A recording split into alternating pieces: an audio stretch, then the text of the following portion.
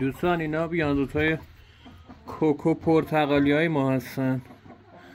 مولدهای تازه مولدن، یعنی بزرگ شده ایران هستن، وارداتی نیستن.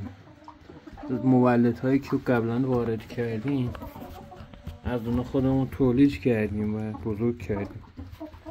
بعضی رنگ های سفید دارن بیشتر، خروس‌ها یکی دوتاشون روشن رنگشون. این مثلا شبیه خود مولد هاست.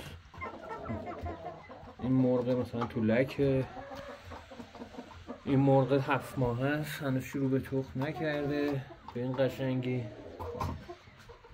کلا از این مدل هم ما انشالله هم جوجه داریم، هم مولد داریم برای فروش داریم، همه رقم موجود داریم. اگر حالا دوستی علاقه‌مند بود میتونه بیاد از ما مولد بگیره و ببره تولید کنه و مجددا برای فروشش ما خودمون میگیریم ازش. حیوانای بسیار با کیفیت